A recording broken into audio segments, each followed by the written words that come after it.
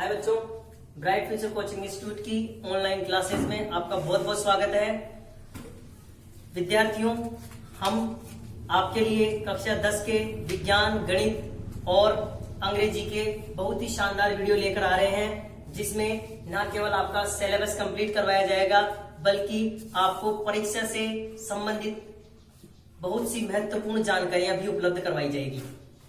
तो बिना देर किए स्टार्ट करते हैं। मैं प्रीतम सैनी आपको साइंस पढ़ाने वाला हूं और बहुत ही जबरदस्त तरीके से आपको साइंस समझ में आएगी। तो बिना देर किए हम स्टार्ट करते हैं। हम जो चैप्टर ले रहे हैं, सबसे अच्छा चैप्टर जो मैं लेने जा रहा हूं वो चैप्टर है मानव तंत्र। मानव तंत्र ये जो चैप्टर है वो आपके 6 नंबर का चैप्टर है। ये जो चैप्टर है वो आपके 6 नंबर का चैप्टर है। इस 6 नंबर के चैप्टर के अंदर हम 6 तंत्रों के बारे में, 6 टॉपिक्स के बारे में हम अध्ययन करेंगे, अर्थात प्रत्येक टॉपिक 1 नंबर का होगा। अब चैप्टर का नाम है मानव तंत्र। मानव का अर्थ मनुष्य होता है। तंत्र की परिभाषा समझने से पहले मैं कुछ 2-3 परिभाषाएं आपको यहां समझने का प्रयास करूंगा ताकि तंत्र की डेफिनेशन आपको बहुत ही अच्छी तरीके से समझ में आए। तो देखिए विद्यार्थियों, जो मैं सबसे पहले परिभाषा लेने जा रहा हूं वो परिभाषा है कोशिका, सेल। सेल क्या होती है, कोशिका क्या होती है? जिस प्रकार से हम एक मकान बनाते हैं और वो मकान छोटी छोटी ईंटों को दोहराने से बनता है, अर्थात मकान को छोटी छोटी ईंटों को मिलाने से बनाया जा सकता है, उसी प्रकार से सभी सजीवों का शरीर भी छोटी छोटी कोशिकाओं से मिलकर बना हुआ है, अर्थात हमारे शरीर की सबसे छोटी इकाई कोशिका कहलाती है। जिस प्रकार से मकान की सबसे छोटी इकाई हम ईंट को मान सकते हैं, उसी प्रकार से हमारे शरीर की सबसे छोटी इकाई जिनको दोहराने से हमारा शरीर बना हुआ है उसे हम कोशिका कहते हैं। तो क्या पता लगाया विद्यार्थियों हमने कि कोशिका सजीवों के शरीर की सबसे छोटी इकाई होती है। इसके बाद में हमारा जो शरीर है, हमारे जो शरीर की संरचना है वो भी कोशिकाओं से मिलकर ही बनी हुई है, अर्थात हम कह सकते हैं कि कोशिका हमारे शरीर की, सजीवों के शरीर की संरचनात्मक इकाई है। तो हमने 2 बातें देखने को मिली। पहली, कोशिका सजीवों के शरीर की सबसे छोटी इकाई है। दूसरी, कोशिका सजीवों के शरीर की संरचनात्मक इकाई है, अर्थात कोशिकाओं से शरीर की संरचना बनी हुई है। जो तीसरा है, कोशिका शरीर की क्रियात्मक इकाई है। सजीवों के शरीर की क्रियात्मक इकाई भी कोशिका को ही कहते हैं। क्यों? क्योंकि शरीर के सभी कार्य कोशिका को ही करने होते हैं। हम जो भी कार्य करते हैं, हमारे जो भी शरीर के अंदर जो भी कार्य होते हैं वो उस शरीर की कोशिका ही करती है। इसलिए हम कह सकते हैं कि कोशिका सजीवों के शरीर की क्रियात्मक इकाई है। इन तीनों बातों को हम एक जगह मिलाकर उल्लेखित करते हैं। तो पहला है कोशिका सजीवों के शरीर की सबसे छोटी इकाई है। दूसरा, कोशिका सजीवों के शरीर की संरचनात्मक इकाई है। और तीसरा, कोशिका सजीवों के शरीर की क्रियात्मक इकाई कहलाती है। इन तीनों बातों को मैं स्पष्ट करके कोशिका की परिभाषा आपके सामने प्रस्तुत कर रहा हूं। तो देखिए विद्यार्थियों,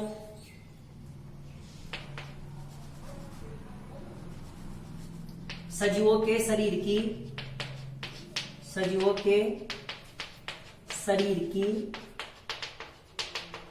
सबसे छोटी संरचनात्मक व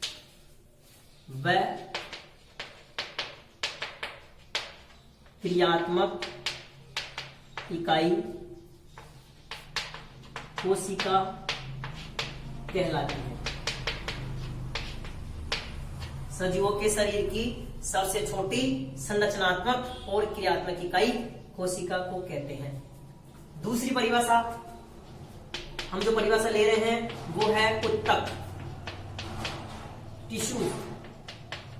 अब उत्तक क्या होते हैं? जिस प्रकार से मकान की सबसे छोटी इकाई कोशिका है, इसी प्रकार से बहुत सारी कोशिकाओं को मिलाने से, जैसे ये एक कोशिका है, ये इस कोशिका का केंद्रक है, इसे कोशिका नाम देते हैं अपन। तो ये है कोशिका, इसका ये केंद्रक है। ऐसी बहुत सारी कोशिकाएं रिपीट होकर, बहुत सी कोशिकाएं मिलकर, ऐसी देखिए हम, एक कोशिका ये, दूसरी कोशिका, तीसरी, चौथी, पांचवी, छठी, सातवीं, ये बहुत सारी कोशिकाएं हैं। ये कोशिकाएं मिलकर जो बनाएगी उसे कहेंगे हम उत्तक। तो देखिए इस डायग्राम के अंदर ये उत्तक क्या है? कोशिकाओं का समूह क्या कहलाता है? उत्तक। अब इसमें जो भी कार्य करता है, जो भी कार्य करने होते हैं, इस उत्तक की कोशिकाएं ही करती है, और ये सभी कोशिकाएं समान कार्य करती है।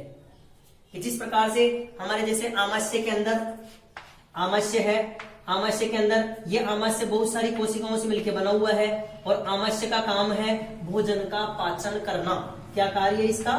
भोजन का पाचन करना। तो इसकी जो सभी कोशिकाएं हैं, वो सभी कोशिकाएं पाचन का ही कार्य करेगी, अर्थात ये एक ही प्रकार के उत्तकों से मिलकर बना हुआ है। तो हम कहेंगे कि समान कार्य करने वाली कोशिकाओं का समूह उत्तक कहलाता है।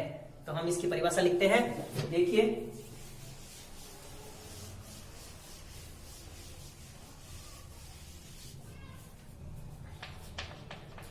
समान कार्य करने वाली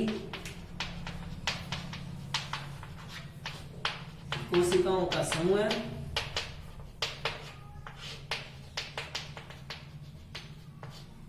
उत्तक कहलाता है।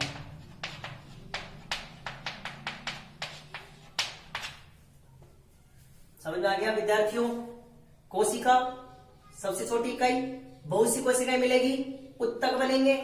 आगे हम परिभाषा देख रहे हैं, वो है अंग, ऑर्गन। अंग क्या होगा?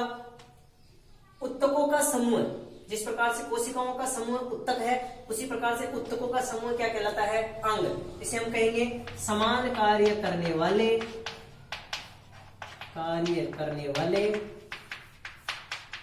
उत्तकों के समूह को अंग कहते हैं।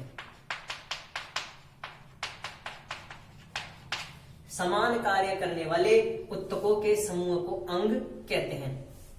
देखिए, कोशिकाओं ने मिलकर उत्तकों का निर्माण किया, बहुत सारे उत्तक मिलकर अंगों का निर्माण करेंगे, और अंग मिलकर जो निर्माण करेंगे वो करेंगे तंत्र का, सिस्टम का। तो तंत्र की परिभाषा क्या हुई? बहुत से अंगों का समूह क्या कहलाता है? तंत्र। अंगों का समूह जो किसी विशेष कार्य को संपादित करवाता है, तंत्र कहलाता है। हाँ, तो देखिए, अंगों का समूह तंत्र कहलाता है। अंगों का वह समूह जो किसी विशेष कार्य को संपादित करवाता है, तंत्र कहलाता है। तो मैं इसकी परिभाषा लिखता हूं कि अंगों का वह समूह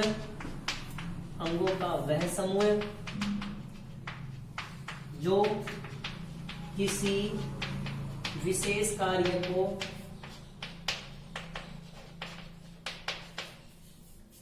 संपादित करवाता है,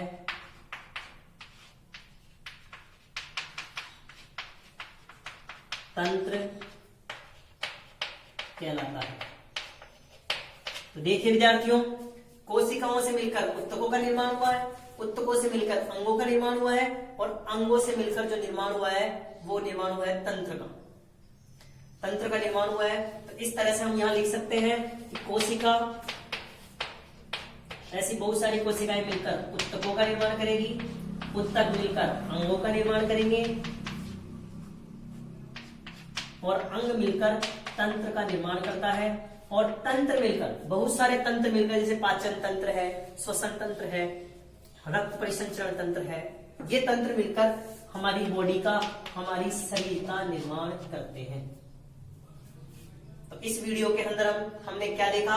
कोशिका सजीवों के शरीर की सबसे छोटी इकाई, उत्तक, कोशिकाओं का समूह उत्तक कहलाता है, उत्तकों का समूह अंग कहलाता है, अंगों का समूह तंत्र कहलाता है, और बहुत से तंत्र मिलकर हमारे शरीर की स्ट्रक्चर, शरीर का निर्माण करते हैं। ये हमने दिखा दिया कि कोशिकाएं मिलकर उत्तकों का निर्माण करती है, उत्तक मिलकर अंगों का निर्माण करते हैं, अंग मिलकर तंत्र का निर्माण करता है, तंत्र मिलकर शरीर का निर्माण करते हैं।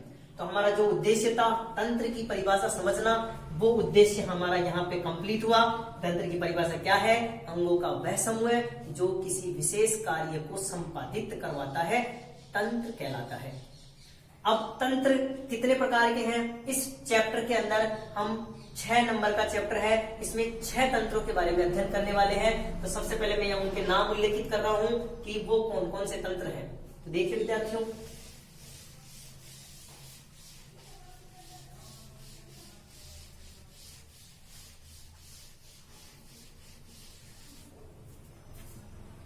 वो जो है, पहला तंत्र पाचन तंत्र, डाइजेस्टिव सिस्टम।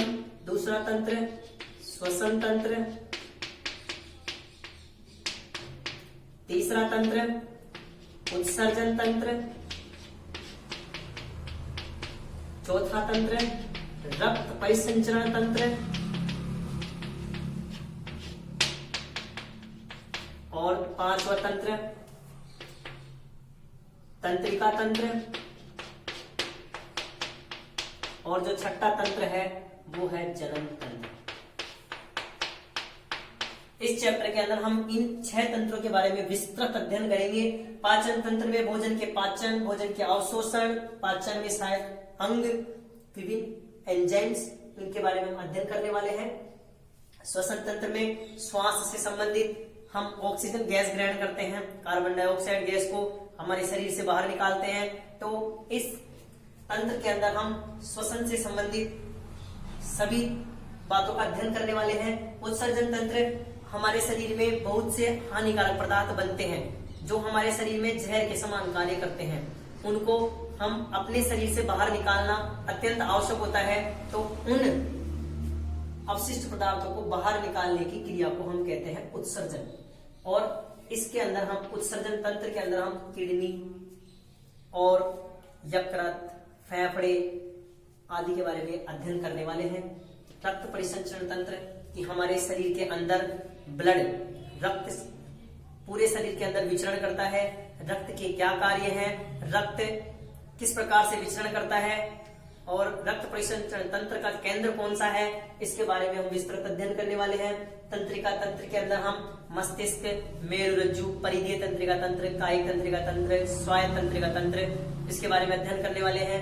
और जो अंतिम है जनन तंत्र, इस तंत्र के अंदर हम सजीवों की उत्पत्ति, संतति आदि के बारे में अध्ययन करने वाले हैं। इसमें हम मानव नर जनन तंत्र और मादा जनन तंत्र के बारे में अध्ययन करेंगे।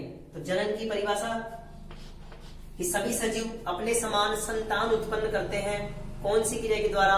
जनन की क्रिया के द्वारा। सभी सजीवों के द्वारा अपनी जाति के अस्तित्व को बनाए रखने के लिए संतान उत्पन्न करने की क्रिया को जनन कहते हैं। तो विद्यार्थियों, आज के वीडियो में इतना ही, मिलते हैं नेक्स्ट क्लास में।